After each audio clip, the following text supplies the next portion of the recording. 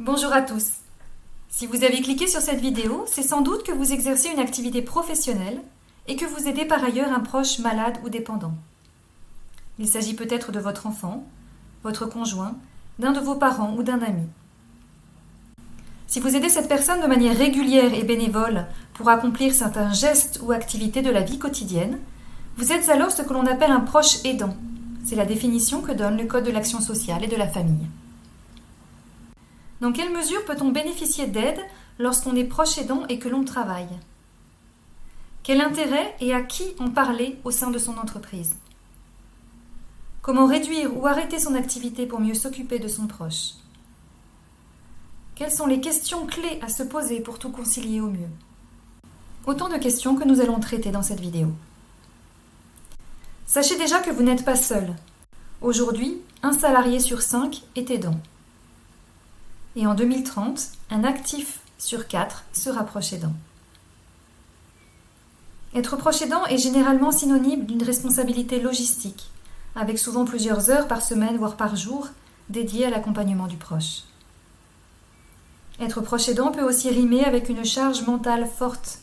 Il peut vous arriver de vous inquiéter pour votre proche et pour l'avenir, de culpabiliser de ne pas faire bien, de ne pas en faire assez, d'avoir du mal à accepter la situation, etc. On est parfois obligé de recevoir ou passer certains appels sur les heures de travail, que ce soit avec votre proche ou avec des professionnels.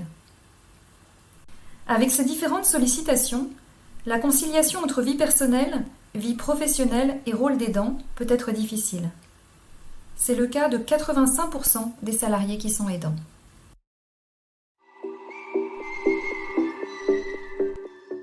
Pour vous aider à mieux soutenir votre proche, il existe en France des acteurs dédiés, à la fois des services publics et de nombreux acteurs associatifs. Certains sites internet ressources sont par ailleurs précieux. Pour plus d'informations, je vous invite à regarder la vidéo « Nouvel aidant, par où commencer ». Il existe également des aides possibles en lien avec votre travail. Plusieurs relais existent pour vous soutenir au sein de l'entreprise ou de votre branche. L'assistante sociale, s'il y en a une dans votre structure, peut vous informer, vous orienter, voire parfois vous aider dans vos démarches administratives.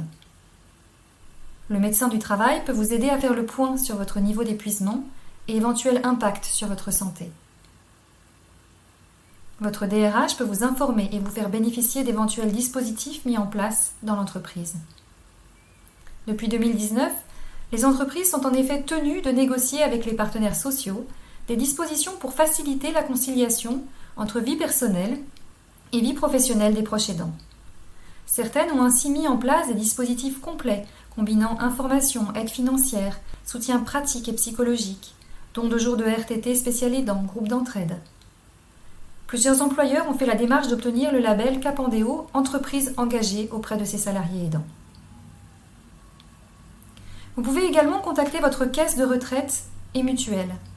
Elle propose généralement des aides financières complémentaires aux aides légales, une ligne téléphonique de renseignement et orientation, et parfois des parcours personnalisés pour le proche et l'aidant, incluant des visites à domicile.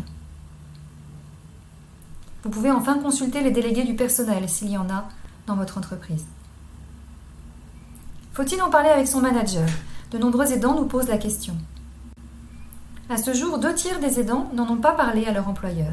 Peut-être est-ce votre cas, car vous vous dites que pour l'instant, vous arrivez très bien à tout mener de front, qu'il s'agit d'une problématique personnelle que votre employeur n'a pas à connaître, que vous ne voyez de toute façon pas en quoi il pourrait vous aider, ou encore peut-être doutez-vous qu'en parler vous porte préjudice, notamment dans l'appréciation de votre niveau d'engagement au travail, ou dans le choix de responsabilité qu'on pourrait hésiter à vous confier. Il y a toutefois des intérêts à en parler.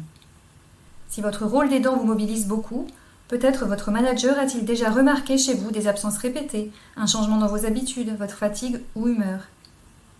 Si vous lui mentionnez que vous assurez un rôle d'aidant, cela fournira une explication à des questions qu'il se pose peut-être déjà à votre égard. Surtout, cela vous permettra de prévenir d'éventuelles difficultés et d'aborder si besoin la question d'un aménagement de vos horaires de travail pour mieux vous organiser, tel que prévu à l'article L 3121-49 du Code du travail.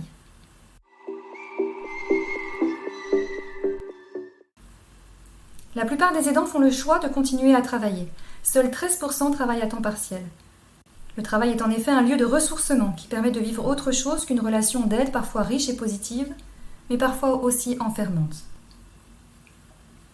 Si vous ne souhaitez pas arrêter de travailler, sachez qu'il existe de nombreux relais professionnels possibles à qui vous pouvez déléguer une partie de la prise en charge. Pour aller plus loin, je vous invite à regarder notre vidéo « Apprendre à mieux déléguer ».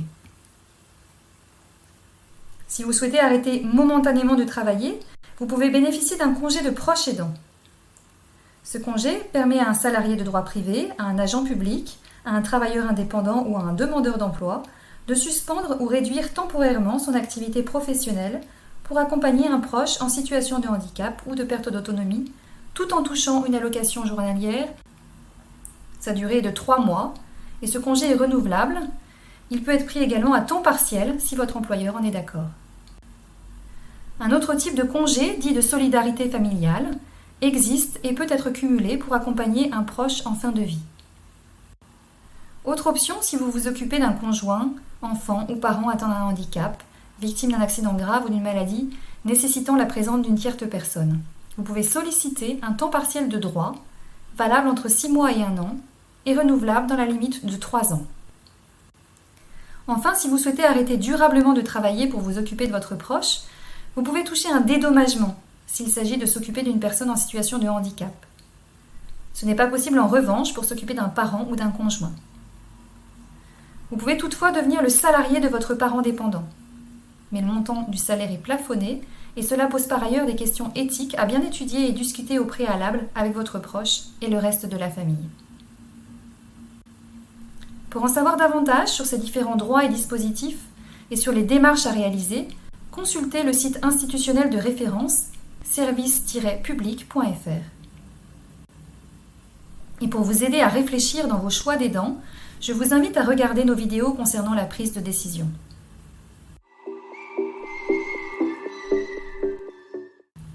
De manière générale, pour vous permettre de continuer à travailler sereinement et efficacement tout en aidant votre proche, je vous invite à prendre le temps de réfléchir à plusieurs questions clés. Qu'est-ce qui est peut-être lourd pour moi en ce moment, à la fois dans mon travail et dans mon rôle d'aidant ? Idéalement, comment voudrais-je ajuster mon équilibre de vie ? Quel impact a mon rôle d'aidant sur ma vie professionnelle ? Est-ce que cela peut fonctionner ainsi dans la durée ? Qu'est-ce qui est le plus important pour moi ? À quel aspect de ma trajectoire professionnelle je ne veux pas renoncer ? Quel aidant est-ce que je veux être pour mon proche ? Qu'est-ce que je veux et qu'est-ce que je peux lui donner aujourd'hui ?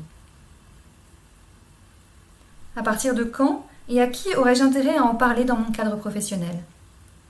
Qu'est-ce que cela pourrait m'apporter ? Et si vous êtes aidant depuis un certain temps, vous pouvez aussi vous poser la question de tout ce que cela vous a appris. Parce que l'expérience d'aidant est souvent faite de questions, d'inquiétudes, d'imprévus, de tâtonnements, de fatigue et de stress, d'agenda très chargé, vous ne voyez peut-être que l'impact négatif que cela a eu jusque-là sur votre activité professionnelle. Arrêtez-vous aussi pour réfléchir à l'impact positif que cela a eu sur vous. Par exemple en développant votre capacité à vous adapter, à aller chercher de l'information, à gérer des relations multiples avec un nouvel écosystème d'acteurs, à prendre des décisions dans un contexte incertain, etc. Ne s'agit-il pas là d'expériences transposables en compétences dans votre travail ? L'association Nouveau Souffle peut vous accompagner dans cette démarche de valorisation de votre expérience d'aidant dans un contexte professionnel. Et plus largement, l'association peut vous accompagner dans votre situation d'aidant. Renseignez-vous sur les accompagnements individuels et les ateliers proposés par l'association. Ces accompagnements sont pris en charge. À bientôt peut-être.